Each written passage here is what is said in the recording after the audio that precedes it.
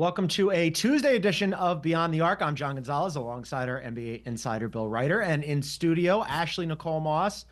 And we're going to start on a slightly somber note, gang. Bill Walton passed away at 71. We just wanted to say rest in peace. Anybody have any good Bill Walton fun things to say goodbye with? I mean, nothing that stands out. I met him several times, and I'm sure like everyone else, and Ash, if you did too, what you saw on TV is what you actually got. He was one of the most joyous, authentic people. I didn't know him well, and every time I saw him, he would pretend he knew me, be so kind, make me feel so good about myself. One of the great, not just basketball players, but human beings, certainly, that I've ever gotten to know. I actually never got the opportunity to meet him, but I did really enjoy the documentary that was done on him a few years ago, really just getting an insight to who he is, not only as an athlete, but as a person.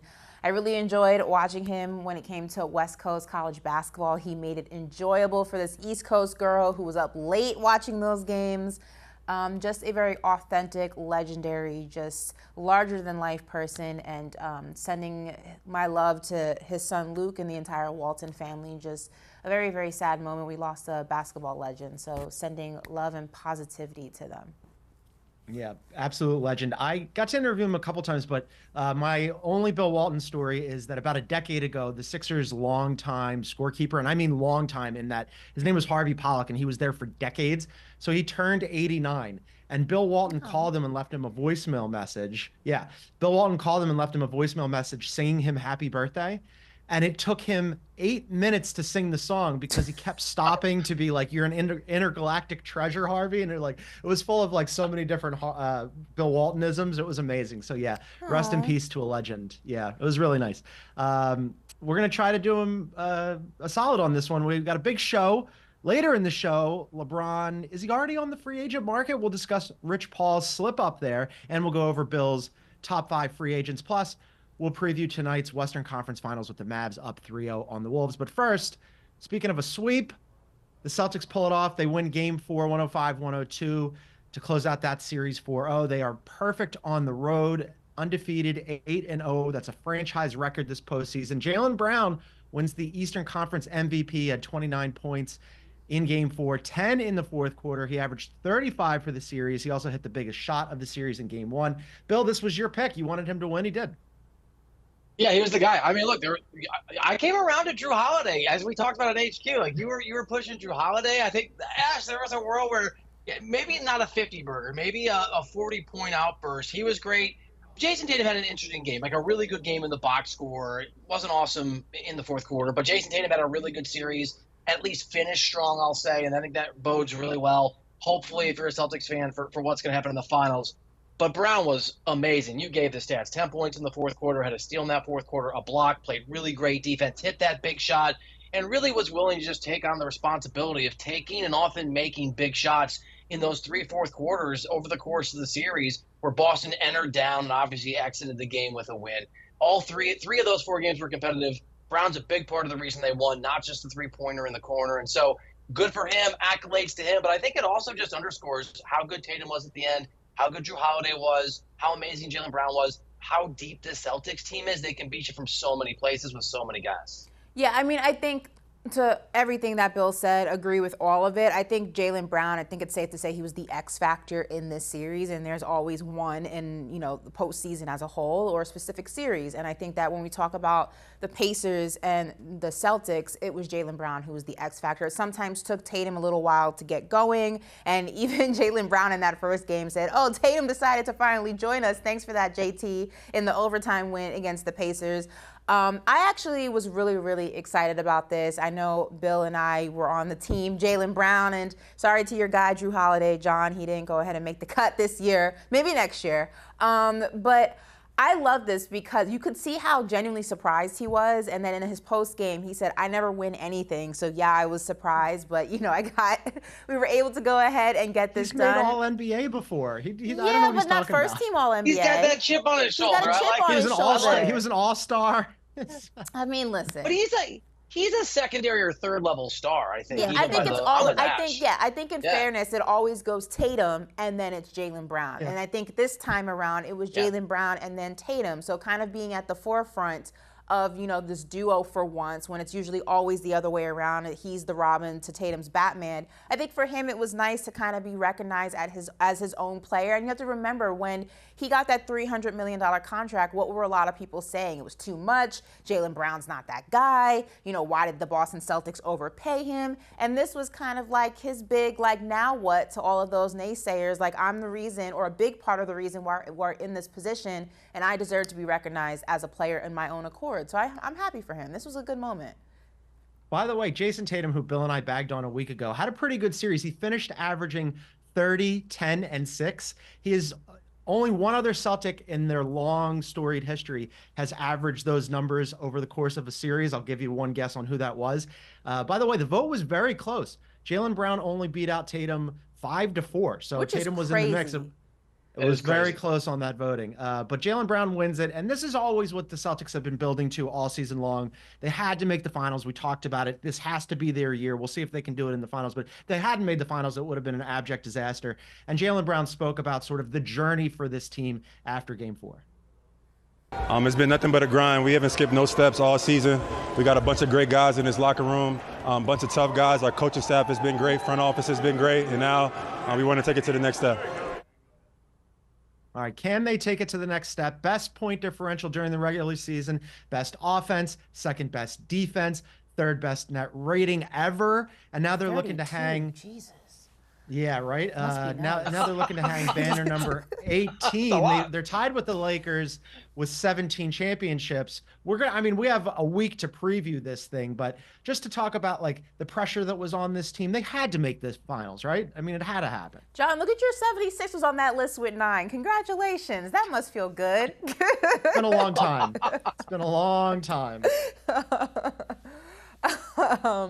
I'm sorry. What was the question again? Go ahead.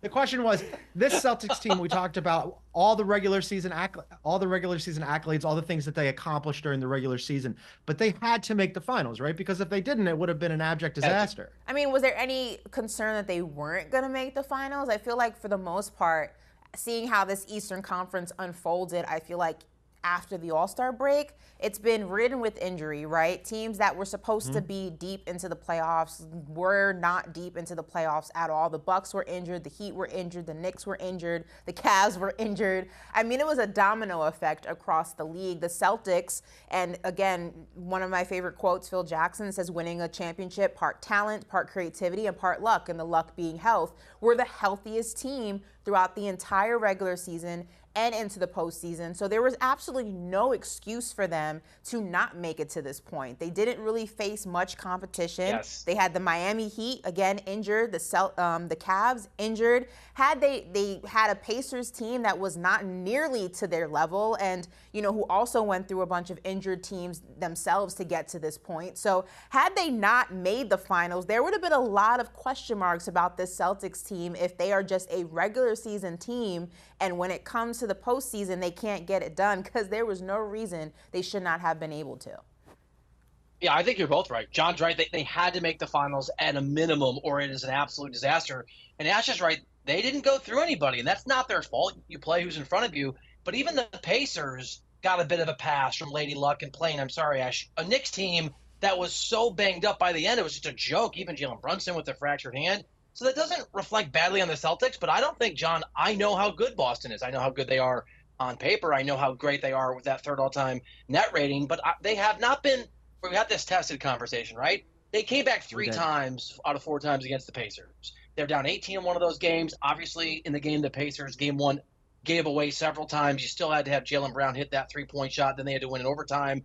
And yet Jayson Tatum played really poorly down the stretch of that fourth quarter. They kind of figured it out in overtime. So I don't even know how to assess Tatum, to be honest. Was he awesome in this series? Sort of, yeah. Was he great yesterday in the box score? He was. He was also 1 of 5 from the 3-point line and bricked a huge 3 at the end that would have iced it, but they got the rebound. It didn't matter. So for me, Tatum really epitomizes the Celtics. I see the excellence, but you can also see vulnerability at that. Maybe it's what I want to see. They'll be tested by Dallas, health assuming that Minnesota doesn't make the greatest comeback ever. I think the interesting thing is, to both of your points, they had to make it, but Ashley's right. They weren't tested, and the Pacers team that they faced weren't tested. Not against the Bucks that didn't have their star player, not against a Knicks team that felt like they lost a guy almost every game of that series. And so, John, I'm really interested to see how good Boston is when they play a team at an equal level in the finals, which they will. Yeah, the Mavs are definitely a bigger test, but on behalf of the Indiana Pacers, who fought like hell despite not having Tyrese Halliburton in the last 2 games, I take a little bit of umbrage with it. I think that they were tested, and I have some numbers that I want to run past you guys, but we're going to do that on the other side after a quick break. This is Beyond the Arc on CBS Sports Network.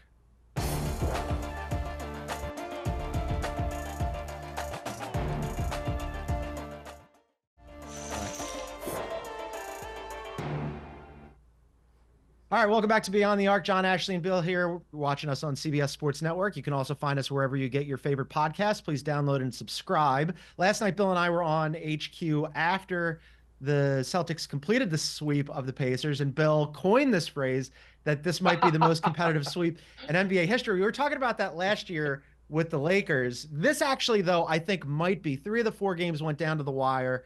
The Pacers led by by 5 with under 2 minutes in game 1. They led by 5 with 2.5 minutes left in game 3. They led by 8 with 5.5 minutes left in game 4. All 3 of those, they had a 90% or better win probability, and they lost them all. Very competitive. Here's Rick Carlisle talking about his team's fight. Give them credit for the stuff they pulled off at the end of the last 2 games. They simply made more plays. They blocked shots. They got offensive rebounds. They made key shots. We were unable.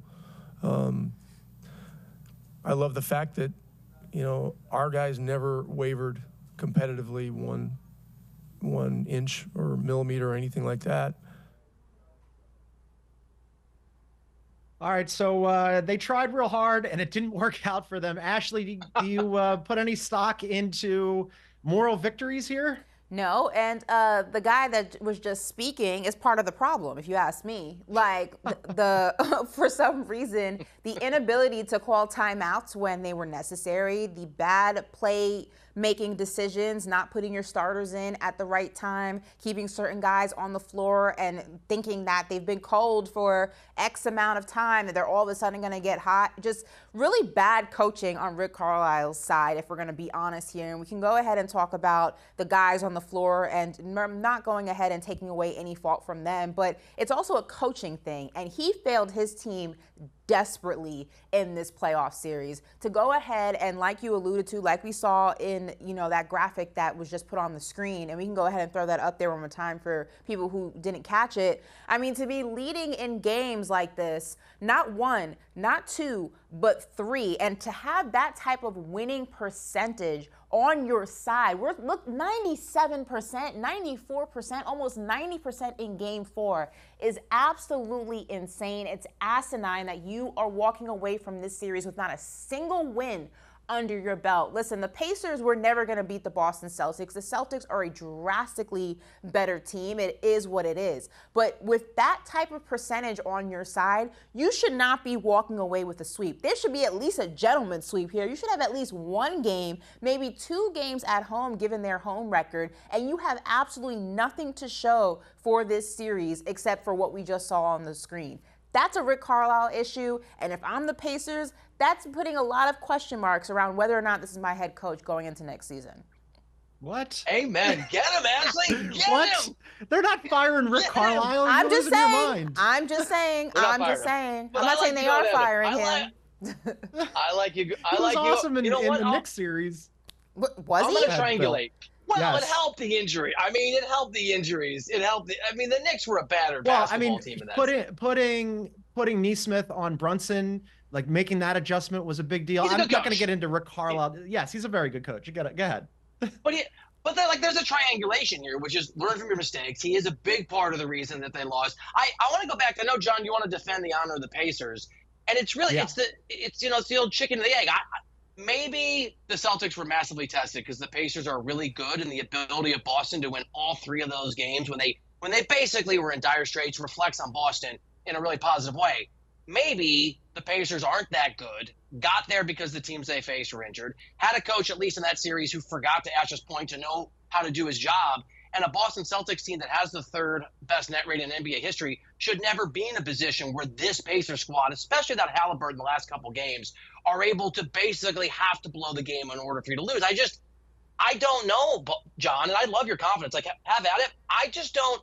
Maybe Boston's been tested. Maybe they haven't. It goes to just, I don't know how good the Celtics are because they haven't played anybody yet where I say, yeah, beating that team, that says something. This isn't like Knicks Philly where you knew the winner of that series was like they had accomplished a task against a really good team.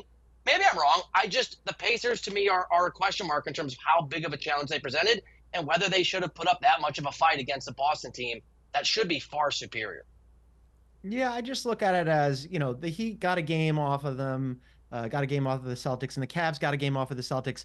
And quite clearly the Pacers played them way tougher. I mean, Ashley was right. There's an alternate universe here where we're looking at this and the Pacers are tied 2-2 or even up 3-1 instead of getting swept. They blew it. That's not that much of an alternate universe, John. This is not Marvel. Yeah, we talked about this is not the Marvel universe. We talked about the win probabilities. I mean, if you play that out, if you simulate that out, 100 times, 1,000 times, they're going to get a couple of those games. It's hyper unlikely. They definitely self-inflicted wounds. There's a lot of turnovers. They ended up hurting themselves. And also, yes, Rick Carlisle in game one forgot how to call timeout. That one was absolutely on him. But for a Pacers team that yes, there were injuries, but not a lot of people would have forecasted that the Pacers were going to end up in the Eastern Conference Finals.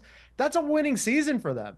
I mean, like, if you're in Indiana, you feel good about this team going forward. Absolutely. Okay, so we were actually having this conversation in the newsroom here at the studio, and I think there's a difference between a success and an accomplishment. Yes, it's an accomplishment that the Pacers got to the Eastern Conference Finals, right? Would I call this a successful season? I don't know if I would say go that far. One, because they didn't win. They got swept. They went through a battered Knicks team to get there. They also went through a battered Bucks team to get to the Knicks. So you kind of look at this as like the year that the Hawks had that incredible run, and then what happened? It never happened for them again. So, like, you have to also look at the circumstances. And I'm not saying that the Hawks and the Pacers are bar for bar the same team. I do think the Pacers have talent. But when we're looking at next season, let's say there's no changes in the Eastern Conference. Donovan Mitchell's back with the Cavs. Everyone's healthy. Jimmy Butler's back with the Heat. Let's just say it's a perfect situation, right?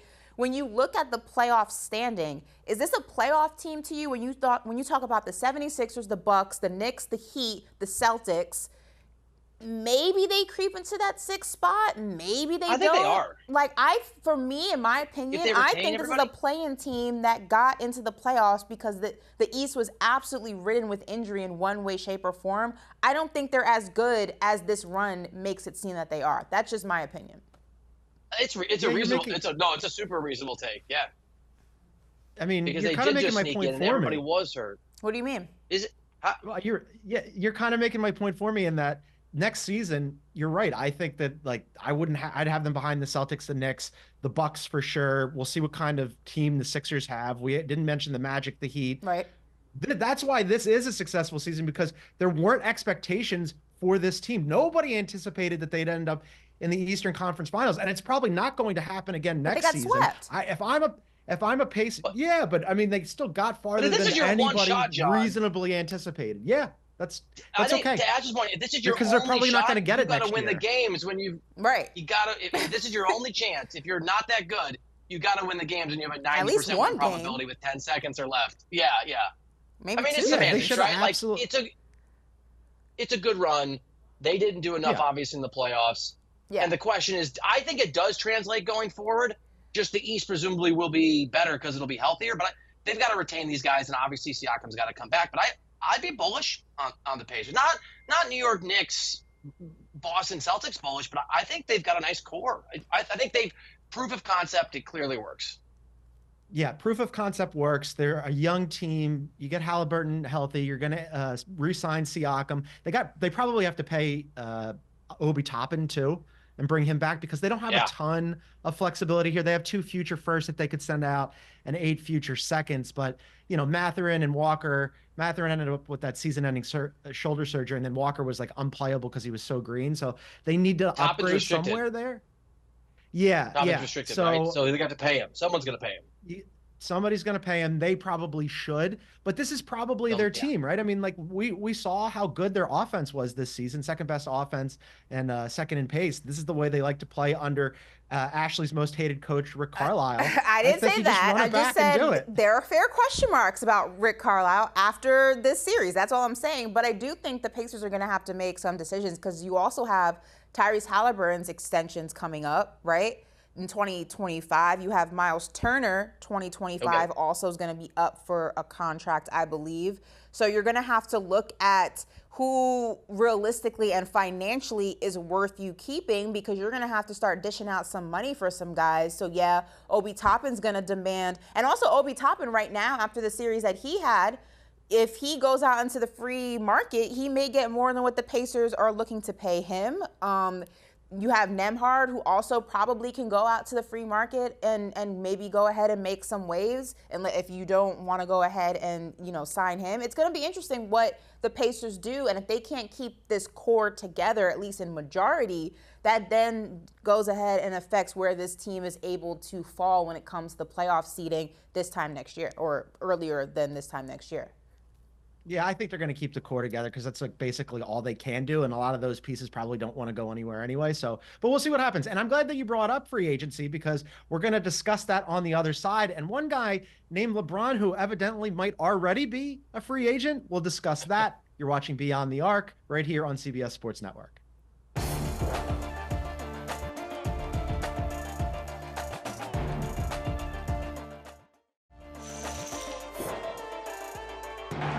And, look, LeBron's a free agent. You have to decide, and I got to focus on his business, and he should be focused on his business, and let the Lakers hire whoever they want to hire. And he's always showed up and played for whatever coach is there, But, yeah, I hear you, Bomani, and again, I'm not, there's no need to try to drive a specific narrative or try to dodge anything. It is what it is. I think he's earned the right to have input if he wanted that, obviously, but it's just not the case. Wow. Hold on, but Bomani's going to come. Hold on real quick. You just said something, Rich. You said LeBron's a free agent. So I take it LeBron's going to decline that player option. Chris, I don't do my business over the phone. I just heard what you said. I don't know what he's going to do. We're going to do what we do every year. We're going to evaluate the situation, and we're going to make the best decision. Uh-oh. Well, welcome back to Beyond the Arc. Some very interesting comments there from Rich Paul on the TNT Altcast. You heard him trying to walk it back there when Chris Haynes pressed him on it. It was like, wait a minute. Did you already decide that LeBron is going to decline that $51.4 million player option? Which I love Rich Paul saying that he's a free agent and then going, I'm not going to talk about the thing on camera that I just talked about. But Bill, what do we make of this? Are we buying any part of what Rich Paul just said? Yeah, I mean, look, the expectation in LA, talking to folks at the Lakers, is that LeBron's going to opt out of the deal. They think he's going to stay. They're convinced he's going to stay. Now, I think he's going to stay too, but they were convinced in Miami that he was going to stick around. They were pretty hopeful the first time in Cleveland, but this is what makes sense. Now, I guess the intrigue is what happens with his son. There's reports out today that Bronny's only going to do in-person workouts with the Lakers. That makes sense. And with the Suns, and there's some reporting out there that maybe Phoenix would stretch for him even in the first round to try to get Bronny in the hope to get LeBron. But yes, Rich is just saying the quiet part out loud. LeBron was always going to opt out of that deal. And the assumption is he's going to be a Laker. But again, that's what I would bet on, but I will believe it when he signs on the dotted line because LeBron sometimes surprises everybody with what he decides to do. I mean, where's he going to go? Play with the Sun. But where? I think Philly's interesting. So I think if he wants to chase a championship, I think Philly's an interesting location. I think there's a question if you're Daryl Morey, this is a big if. Could you even land LeBron? Again, people with the Lakers will tell you can't. Would you rather pay LeBron at his age, 3 years and a bunch of money, let's say, or would you rather pay Paul George? I mean, you're the resident Sixers fan, John. I think I'd rather have LeBron, actually, because I think you have a shorter window. And Embiid, you never know how long he's going to last. And I just think LeBron is, over the next year and a half, 2 years, even at his age, I'd rather have him in those moments than PG. But I could see the other argument because Paul George is obviously much, much younger. I'd be happy with either of them, just in terms of fit and Yeah. I mean, seriously, I mean, it's such a massive upgrade over Tobias Harris that I mean, yes, the answer to which one, the answer would be yes. Although, as I've mentioned previously on this show, I think LeBron carries a lot of extracurricular things that orbit around him, whereas PG, you just slot him in and he's the third guy and you don't have to worry about like the narrative around him and making it LeBron's team and whatever. Actually, to your point about where would LeBron go, I'm glad you asked that. Teams with the most projected cap space include the Pistons. I don't think he's going to Detroit. Second most would be the Sixers. Interesting. Third is the Jazz. He's not going to the Jazz. Then we've got the Thunder. That would be also interesting, but I don't think he's going to be spending his time in Oklahoma City. No offense to Oklahoma City. And then Orlando. I don't think he's landing with any of these. So just for funsies, back the to my Spurs, previous Rockets, question. Cavs, and Mavs could be interesting. No, but then literally The back to my previous question. Where is he going to go? Like, he's not going to any of betting those favorite. teams. So the Warriors are the betting favorite. So like that's based on the idea, it's a fair one, that LeBron's going to demand a whole bunch of money because he always has. But LeBron's not hurting for cash. I think he's going to be okay. And so if you look at the betting favorite, just the betting markets, if he leaves LA, interestingly, the top bet is the Golden State Warriors, and the next most likely team, according to the odds, is Cleveland. So it's hard to – but again, like everybody tried to play this game when LeBron's left before, and we mostly got it wrong. I think you're right, Ash. I think he's staying in LA. But again, LeBron has a history of surprising people. Here's the thing, why I don't think he's leaving LA. I hear what you're saying about Cleveland. It's a homecoming. He can go back. But Cleveland is in a lot better of a position as a team. I know there's a lot of questions about Donovan Mitchell. Right now, it seems like all signs are pointing to him re-signing. Again, that can change.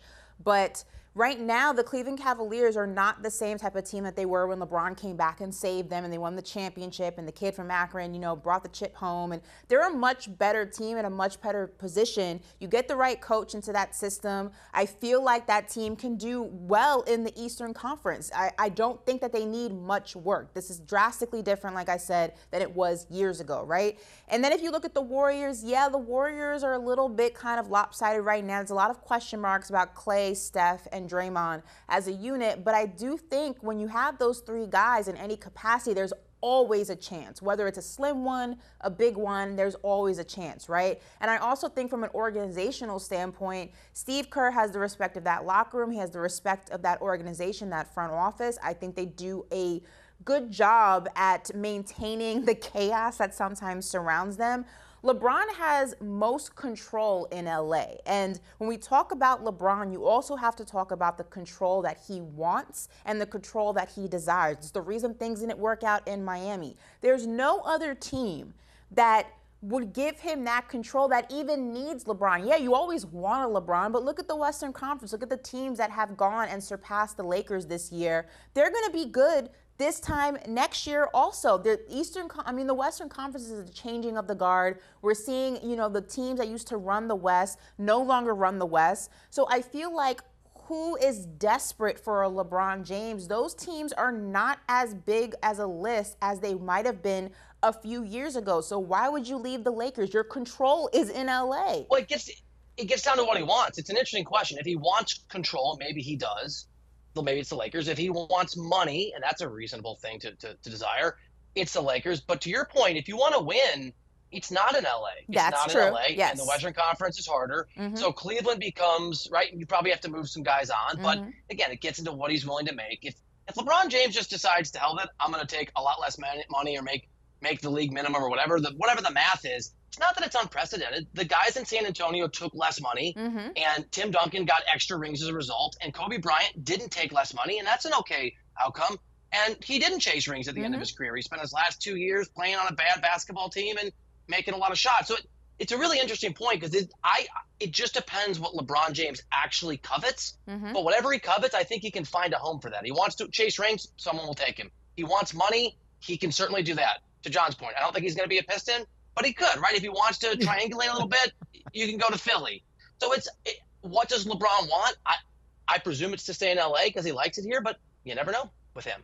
I thought about putting the Warriors on my list, but their cap situation is so untenable that a lot of things would have to happen there. They're going to kick Chris Paul overboard and they clear some money there. They'd probably have to say goodbye to Clay in that scenario. And then on top of that, LeBron would have to take like a big pay cut to do that. But then that makes it really interesting. I just thought it was too many moving parts to actually include that on my list. But both of your points about LeBron and whether or not he wants control. We heard in that Rich Paul clip that Rich Paul saying that no, LeBron is not involved in this coaching search, which none of the three of us actually believe. But Carmelo Anthony recently was on the 7 p.m. in Brooklyn podcast, and he has an idea of, a lot of people were saying, like, would JJ be a good fit with LeBron? And Carmelo has a take on this. I know the mind of six. Yep. And if you got a mind on the intellectual standard, we gonna get along. Mm-hmm. But when the minute that you start to think that you know more than me, we got a problem. Mm-hmm. I ain't gonna say nothing to you, but I'm gonna let you do I'm gonna let you shoot yourself in the foot. Right. So to me, I think JJ, I with it because I think JJ has an opportunity. It's just about what opportunity that he has. This has been my point. It's feeling a lot more like it's gonna be JJ, but yeah, actually, it's gonna be JJ. If they bring in JJ, it feels to me like it's gonna be a co-head coach situation. This has been my entire point. Me and Melo were right here. Okay, shout out to my guy Melo, former Knick, once a Knick, always a Knick. Yeah, this has been my point. When you take the Lakers job, you're not taking a head coach job in a traditional sense, right? A head coach traditionally is the decision maker. He is the one that takes into consideration everyone's strengths, weaknesses, what they like, what they don't like. But at the end of the day, he's the one calling the plays. He's the general that's going ahead and dictating who does what. In LA, that is not the scenario. So JJ Redick, as smart as he is, because he's extremely, extremely smart when it comes to the game of basketball, that genius is not the reason why I believe he would be getting the head coaching job solely. Yeah, you're really, really smart. You know the game. You know the insides and the outs. You know shooting like one of the best of all time when it comes to the intricacies of shooting and how to get better at it. Phenomenal. But when it comes to the Los Angeles Lakers head coaching job, the decision is not yours solely about what happens with this team. It's yours and it's LeBron's. And I'm always of the mind, if you really want to coach, which I feel like JJ does, I don't understand why the Lakers job is something you would even want. The decisions won't solely be yours. Your head would literally be on a chopping block the minute this team doesn't win a championship, because let's go ahead and be honest, they're not winning a chip unless, they go ahead and just blow it all up and get every single all-star known to man on one team, and that may not even be enough. I don't understand why anybody who genuinely wants to coach would want this job. And JJ seems to me like someone who genuinely wants to coach. And it's not going to be just JJ Redick head coach. It's JJ Redick and LeBron James. So to me, is a lot of question marks on why that job is attractive really to anybody. Yeah, I think because it's the Lakers. I think because it's the Los Angeles Lakers and you get to coach LeBron, you get to live in LA. And by the way, this isn't confirmed, but there are certainly whispers out there that the deal is done. JJ is going to be the coach, and that some combination of ESPN has him under contract and doesn't want him talking about it nonstop on the broadcast, / you don't want to make your partner, the NBA, angry by announcing something that takes away from the finals is why it's going to be delayed. Because the Lakers should have – you want to coach by now. You have decisions that have to be made. It's time to start. So I think there's probably a world where he's already the coach. It's just not signed, sealed, and delivered technically yet. But I'm with you, Ash, and I think the main reason why he wants it, good question. And I think it's because of the Lakers. Why LeBron wants him is the podcast co-host is a really good training ground for co-coach. Can right? they still do the pod? No, but they can at least adapt the same.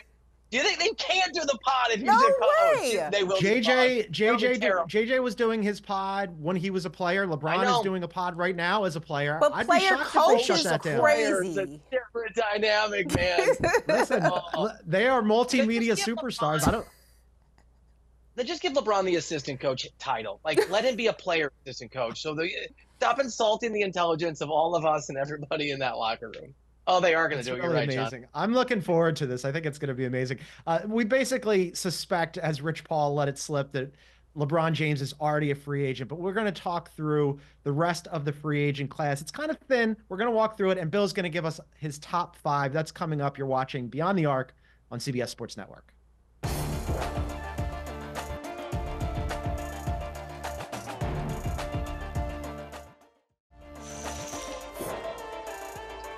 All right, welcome back to Beyond the Arc. John, Ashley, and Bill here. Be sure to check out our YouTube page. You can find that at Beyond the Arc CBS. We have all kinds of good stuff. We'll probably put Bill's top 5 free agents up on YouTube. Bill, walk us through who you got. I'm guessing LeBron is going to be at the top of the list. LeBron, we got LeBron number 1. We got good old PG. I'm going to put Maxey on there, even though he's restricted free agent. Put Maxey on. Siakam. Okay. Yeah, I think he's a stud. I mean, he's good. It is a lock. He's going to be there.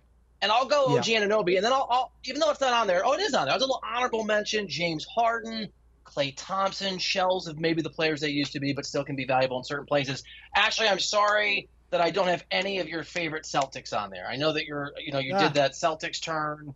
Have you retired the green outfit? Are we past that? Again, Bottega green, not Celtic green. And no, I did not retire that shirt. It's a really good shirt, and it's not Celtics green. Yeah, so stop putting that out there. We see it tomorrow. I know, it makes me laugh. But you said this, John. It's a pretty thin free agent list, and a lot of these guys are restricted, or so there's going to be situations like in Maxey's case, he's not. Yeah, Maxey's not going. They're going to pay him. He's going to be a Sixer. There's just not a lot of guys. So this is our CBS Sports top, I believe, at 14 list here. I want to spend a little second here on Paul George. I think that's really interesting because he's got a player option. He's expected to opt out. And there's reporting from my old stomping grounds, The Ringer and Kevin O'Connor, that the Clippers have not offered PG $1 more than what Kawhi Leonard took. And Kawhi famously and notably did not take a max. He got a 3-year extension at $152 million. I can't imagine that if this really comes to a head over money, that Steve Ballmer, one of the richest men on the planet, who's about to open the Urinal Dome, the Intuit Dome here in LA, is going to let PG walk for nothing over money. Like, are you serious? Like, don't we think that he's just going to offer the max because the Sixers will? Not the Urinal Dome. First of all, there's potties there too. Not just urinals. Yeah. That's exactly right. I think the question is, has this prolonged an unnecessary negotiation if that's where we end up? And I think you're right, John, we will.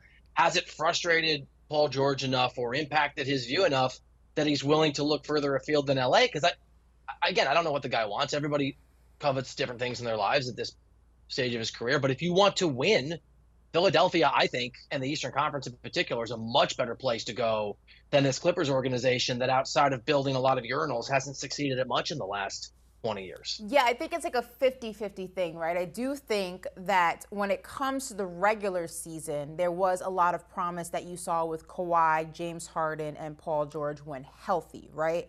Now, how you equate that, though, to how they do with the Western Conference that is getting younger, that is kind of shifting in the top dogs in the West, where now the Clippers, though, were more of like middle of the pack. They weren't so far gone like the Lakers or the Warriors. They were more of the middle. So you wonder, if we can recreate the magic that we did in the regular season and bring that into the postseason, can we go ahead and run this thing back? But that is obviously determined by, can Kawhi stay healthy? His situation seems to just every single year pop up in some way, shape, or form. And then James Harden has to just completely become a different player when it comes to the postseason, because once again, he showed us what we've always been saying about him. A great regular season player, postseason, you can't rely on him.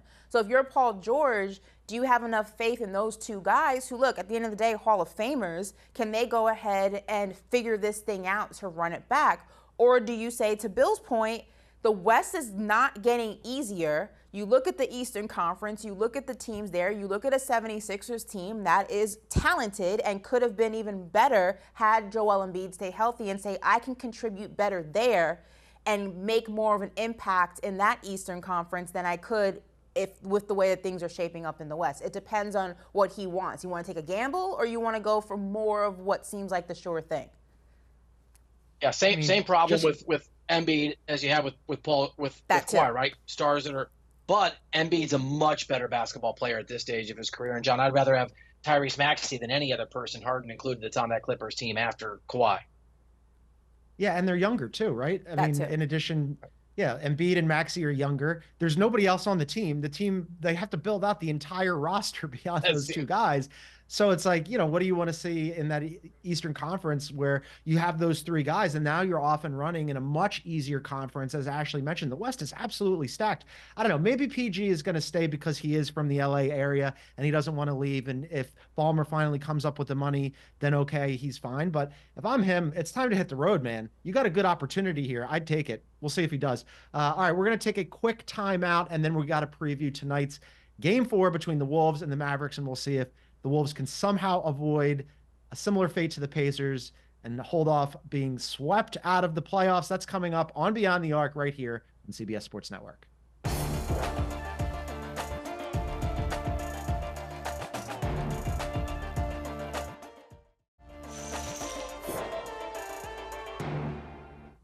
Welcome back to Beyond the Arc, closing out a show on a Tuesday. We got to preview tonight's Game 4 between the Wolves and the Mavericks. Mavs up 3-0 in the series. Mavs are also favored by 1.5 tonight. Those first three games, guys, I mean, we talked about the Pacers being the most competitive sweep ever. This might be for the Wolves, too. Those first three games are separated by just 13 points. How do we feel about tonight's prospects for the Wolves? Can they hold this one off, keep the series going, or what? I think they do. I think the Wolves get one. I don't think it's a sweep. Maybe that's just me also, like, just trying to manifest not another sweep in the conference finals because having two would be egregious. So I'm going to stick with the Wolves. It would be the first time ever. It would be embarrassing is what it would be. So I'm going to go ahead and say the Wolves figure out a way to bring this thing back to Minnesota, and ultimately the Mavs win there. I'm sticking with that. So it feels so like it's been so close. And what we've got, Kat has forgotten how to play basketball for at least shoot the three-point shot. Poor Rudy. That's because he's shooting 1,500 shots a day. Yeah, he's shooting for 4 hours a day. Your arms are tired, Kat. Just take a break. I don't think Rudy's been as bad as people suggest, but Rudy has not been the defensive player of the year. We could say that, right? And Ant has been inefficient and not particularly impactful. I thought he was better in the last game, but whatever. So if one of those things flip as close as these games have been, if Ant just takes over a game and is the best player for a night, or you know, Kat doesn't spend 5 hours today taking shots in the gym and actually just saves his strength for the game and hits some threes, or even Gobert has a dominant performance, I'm with Ash. The thing is, I'm with you, Ashley. I'm saying Minnesota, but in my heart, I kind of don't believe it. But it's power of the mind. You know what I mean? You ever read The Secret? You got to manifest the things that you want in life. And I'm manifesting not to sweep. So I'm going Timberwolves. And if I say it enough, it'll become true.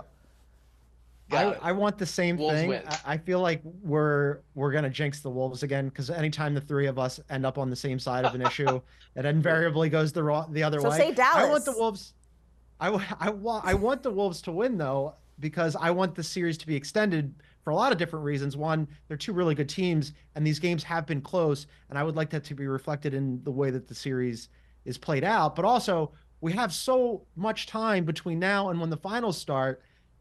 It would be great to have a little bit more basketball. WNBA, guys, tap in. Get ready for the MJ versus LeBron podcast. Who's better, John? No one's done it. It's going to be a lot of that. We should mention, too, by the way, that Derek Lively is out tonight with a neck injury, but they're getting Maxi Kleber back. He was cleared. He missed 9 games with a shoulder injury, so they're swapping out one big for another big. Man, if the Mavs were completely healthy, how amazing that would be, too, for those guys. But we'll see whether or not they can pull that off. I think we just jinxed the Wolves, but we'll find out.